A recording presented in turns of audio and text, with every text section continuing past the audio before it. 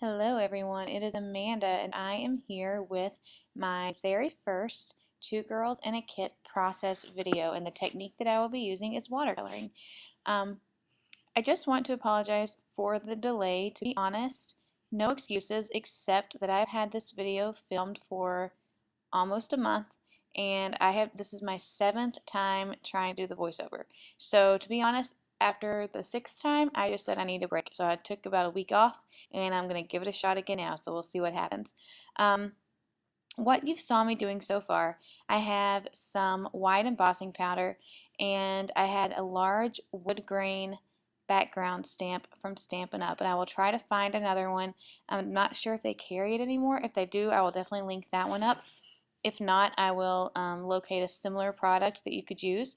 And I'm going to be doing a type of a resist technique where I'm going to be watercoloring over the embossing powder, and the embossing powder will act as a resist and the watercolor will not stick to it. So it's kind of an interesting thing, interesting technique to try.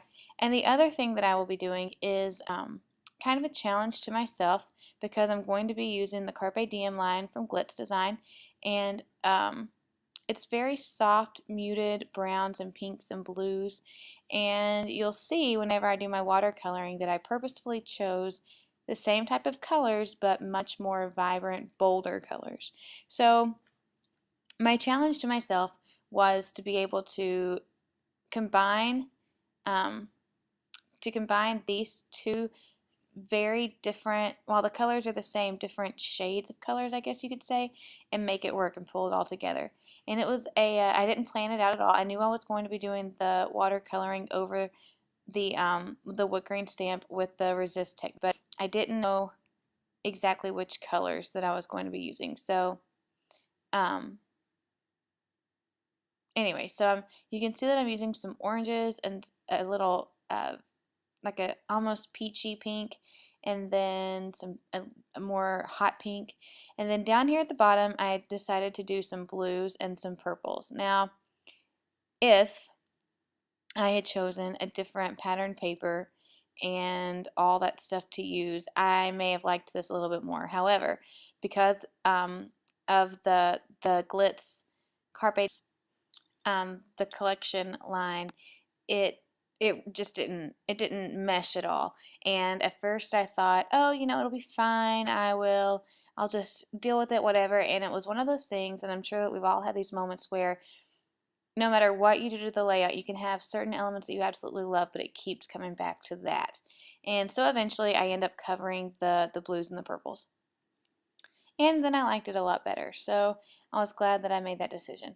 Now, what I am doing here, I am going to be grabbing, I come back and I show you the mood board, and just point out some of the colors and the wood grain thing that was on the mood board. But I am going to grab some dies from Stampin' Up, and they're actually called framelits, and I have my Big Shot here, and it's a mason jar. And so I thought that I would put the mason jar, I kind of centered it on the colors that I wanted to use on my watercolor paper, and I ran it through. So you see me here, I'm just trying to move it around, see where I think I'm going to like it. Use some washi tape to hold it down, and then I just run it through and cut that thing out. I had quite a bit left over, so this is totally something that I could have, saved. I could have made multiple of those if I was doing batch card making, or for invitations, things like that. So it's kind of a neat way to get more out of your watercolor paper and stuff, is to always just run it through dies. Nothing, hugely empowering there. That information's not going to blow your mind, but it was something that I thought was cool. And then I had this stamp set from Dear Lizzie that I hadn't used before, and there was that love you sentiment, and it was kind of nestled inside the mason jar stamp with that stamp set, which is what gave me the idea for this. So I just heat embossed it with some white embossing powder, and then unfortunately, because of where I positioned it later on in the layout, whenever I decide to go back and cover up the blues and the purples on that mason jar, it gets covered up. But you can see it there, it's super cute. I could have tied some twine around the top of the jar, maybe embellished it a little bit more, and it would be a great sentiment for a card or on another layout. Alright, so here you see the main polka dot pattern that I'm using for my background. And then for my photos, I just printed out one regular 4x6 photo, and then the photo booth, kind of a mock photo booth. I think those photos were 1 3/4 inch square. And then I just printed them using my selfie. So I'm going through looking for some pattern paper, and my second challenge to myself was, I guess third if you count the watercoloring, but was to use all white based pattern papers, and then to try to bring in just some softer colors in a more smaller, I don't just a smaller size, because usually I'll do like a solid pattern paper, or solid cardstock, or if I do a patterned paper background, then I do I'm sorry, if I do a white background with cardstock, then I use more bold pattern papers. Also, usually if I'm using white base pattern papers, or white, with the white background, I usually ink the edges. But for this, I was going for more of a clean look, because it would help me combine those two color schemes that I was talking about earlier. The muted pinks and blues and browns, and then the more vibrant. So you see the pattern papers that I've picked out, and then I have that one bluish full color um, chevron pattern paper that I pulled out for my uh, more colorful page. And I automatically start realizing that I could ink these up, but what I really want to do instead is try to find some kind of a layering element, whether it's a border sticker, border punch, something where I can bring in similar colors from the pattern paper, the polka dots, and add in some color that way. So what I end up doing, you can see I've got my sponge dauber, or not my sponge dauber, but my little sponge applicator for ink out there, and I end up not using it, but it would cross my mind. But I grabbed some pattern paper, one solid piece of pink, and it was just, actually, it wasn't even pattern paper, it was just cardstock. But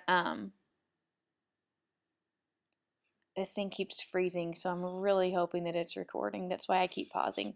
Sorry, guys. But I grabbed this and I just start playing around with it.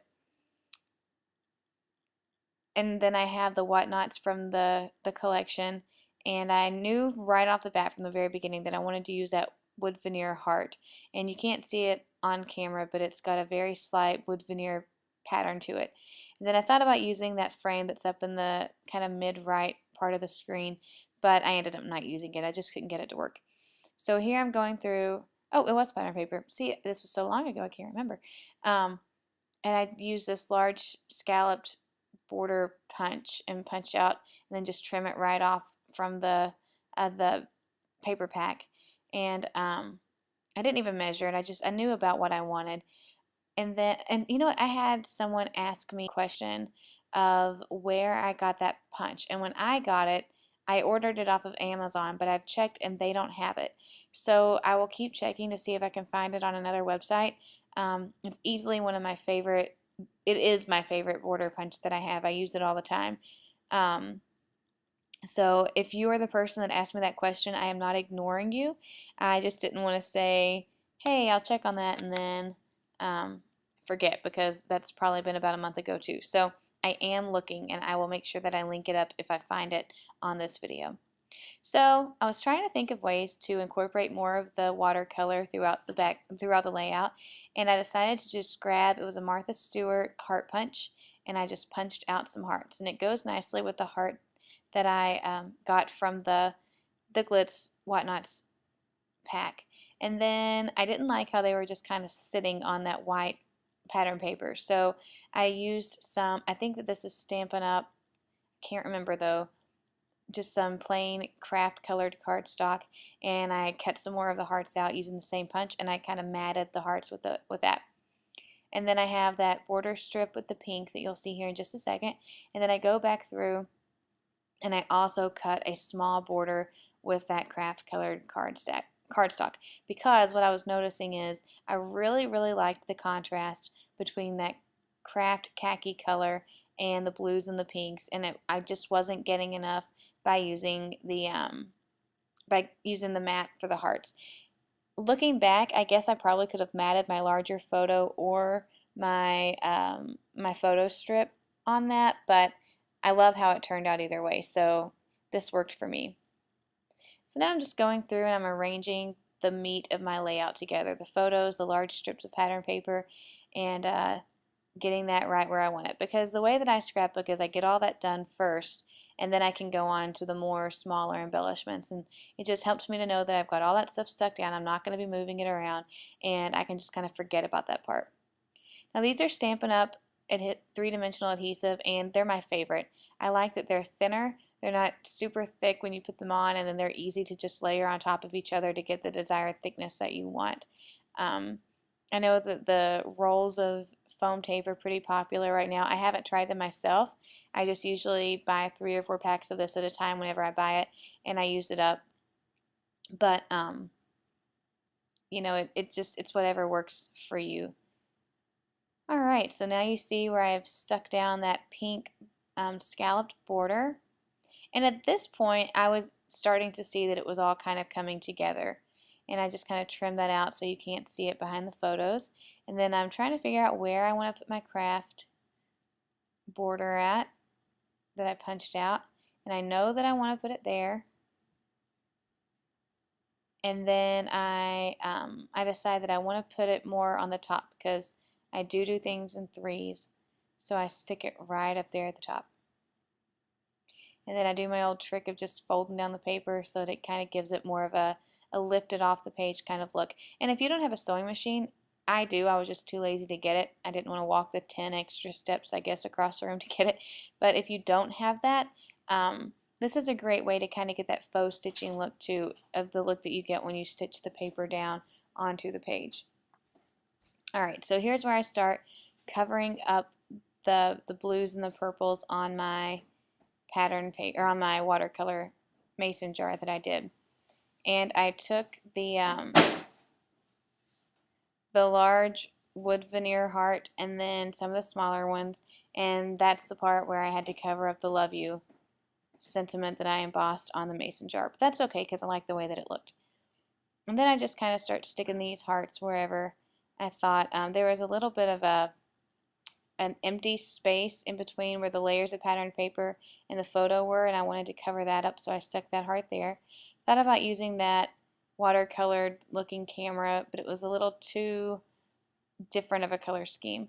And then I found these chipboard stickers from, I don't even know who they're from, but they came in a Project Life kit from Studio Calico, and I can't even remember the month, but I, of course, was using them for Project Life, and then whenever I pulled my kit together for the mood board inspiration, I decided to pull those into the kit because I matched everything that I was doing so well.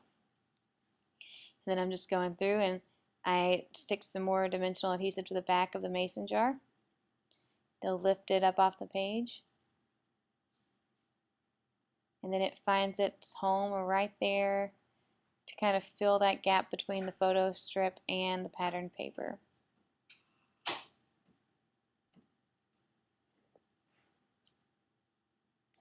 Alright, at this point I'm just trying to figure out where I can put more of those hearts. And then I go and I grab from the 77, the Glitz 77. These are the alphabets in Word sticker sheets, and there's this gold font down at the very bottom, and you know me and gold, and it wasn't like a super metallic-y, glittery, shiny gold. It was very subtle, and so it worked really, really well with that khaki craft colored pattern paper that I have, or cardstock that I have up there. And so I put "You Are So," and then I grab the thickers that I pulled for the kit. Those right there, and I put the word "happy." Couldn't figure out the exact placement, so I decided to go straight down below the word "so," and then I didn't like that gap after the word "so," that empty space, so I went back to those gold alphabet stickers and then put the word "very." So the title is "You Are So Very Happy." And Eleanor really is a happy baby. She was more of a fussy infant, definitely more fussy than Adeline was.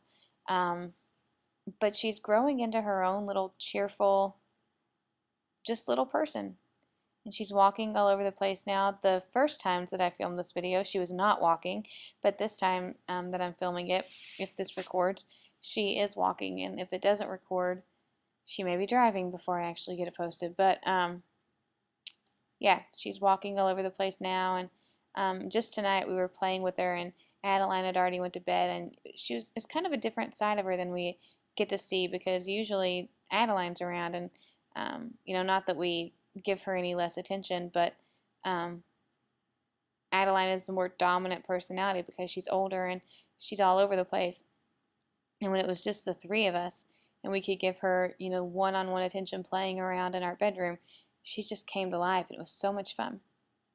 That pinwheel chipboard sticker at the top came from that same die-cut cardboard sticker sheet as that blue arrow banner did.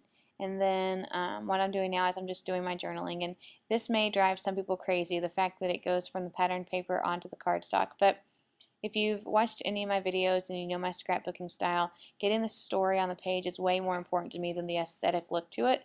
So I don't care about that at all. It's more that, you know, I got it written down, and it's just basically talking about how she's growing up so fast. And I don't always do journaling in the form of a letter, because most of my scrapbook layouts, they're not just for one of the girls, they're more of just a family thing. But there are a couple occasions where I do a scrapbook layout that I know that I'll pass down to one of them specifically, and sometimes I do those in the journaling in the form of a letter, and that's how this was. Alright, so at this point I'm just starting to think I want to add more of that watercolor paper someplace on the layout, but I don't know how. I don't want to do any more hearts. I've already got my groupings the way that I want them. And I remembered that a long time ago from the dollar section at Michael's, I had bought this super tiny circle punch. And I hadn't used it very often because, frankly, it was kind of hard to use. But I started thinking, I wonder if those would fit. And wouldn't you know it, they are the perfect size to cover up the polka dots on the page. So that's what I did. I picked 3 or 4 of them, and I stuck them down covered up some of the polka dots, and it was the final addition that it needed to just kind of pull it all together. And then I used some clear stickles and just covered up the heart and all those polka dots, and it just came together so nicely, and I love it. So I really hope that this recorded. Really hope it did. I have other things that are in the queue for me to do voiceovers for and to get done, but this was just such a large one that I wanted to get this done first. And here are some still shots. So I hope you'd enjoy, and I will talk to you later. Bye.